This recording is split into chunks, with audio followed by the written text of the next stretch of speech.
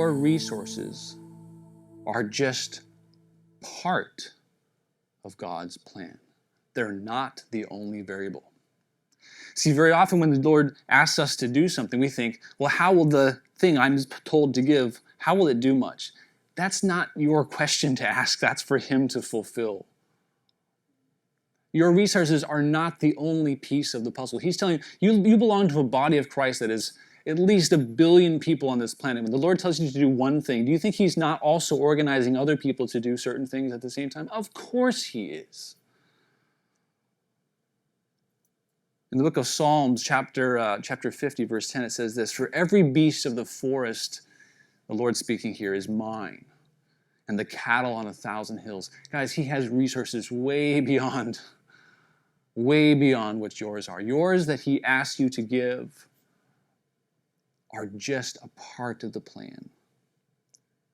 And just to clarify here, whenever the pastors talk about giving, they need to kind of clarify here. I am not a preacher or a pastor of being irresponsible with your finances or your goods.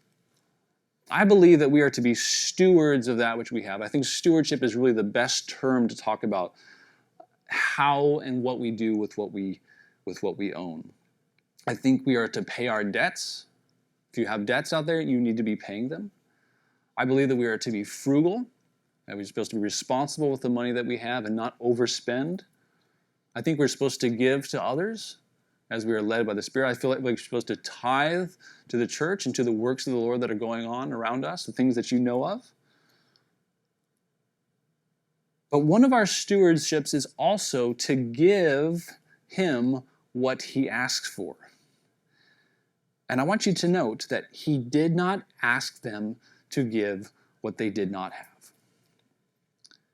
He simply asked them to give what was there in front of them. And this is so important.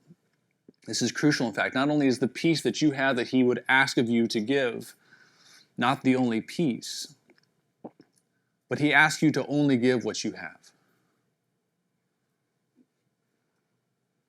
And again, when you give what you do have, not what you don't have, where are you living at that moment? You are living on the border of your life.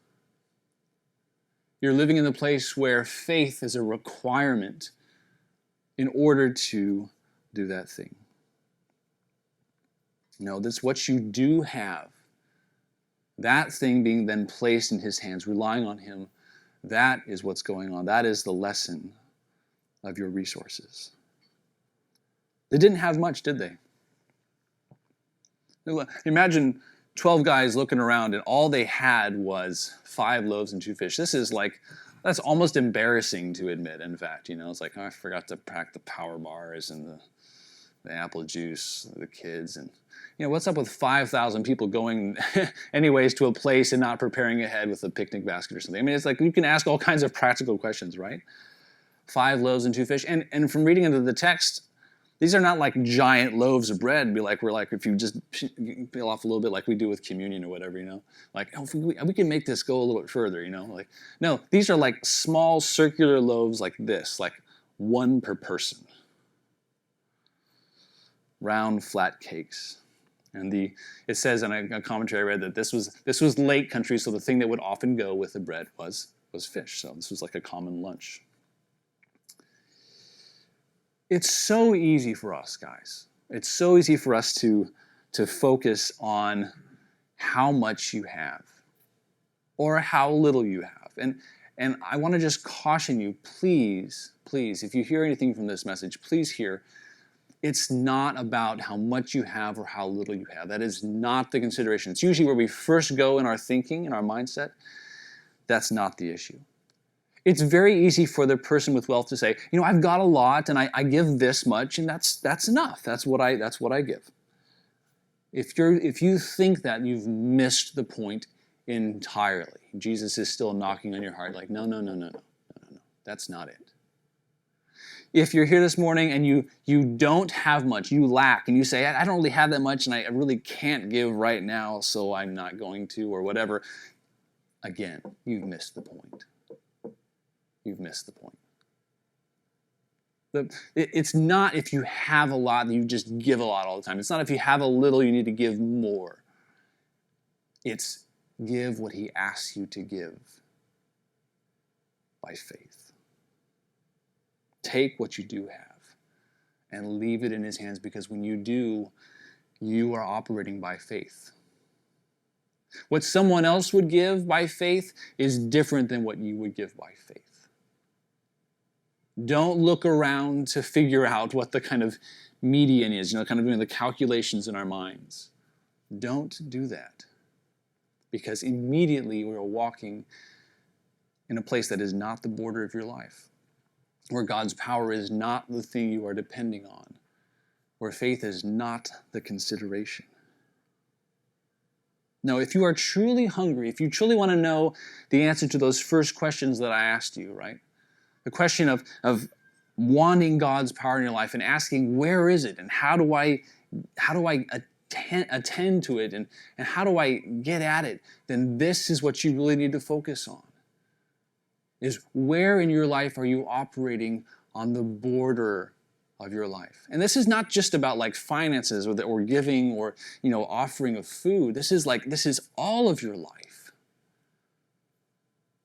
You need to take a really good hard look and see where you are operating by faith according to what he has told you to do, and where you are operating according to your own mental calculations, because the two are not the same. That's the point. Okay? The things that he asks you, the resources he asks you, they are not the only piece of the puzzle, but what he asks you to do is what requires faith. And aside from sinful activity in your life and mine, aside from the things that you know are just morally wrong, if you don't attend to this thing about how you operate in the borders, how you operate by faith, then you're going to be constantly kind of missing out. And it's probably holding you back from the manifestation of God's power in your life. And you will not see God move in amazing ways. You will not see him open doors that only he can open. You will not see him give you opportunity to share of the goodness of his kingdom. You won't see these things because you're actually not in the place where God's power is. And this should not be a new thing if you are a follower of Jesus Christ. This should not be like, wow, I've never heard that before. No, this should ring like the old bell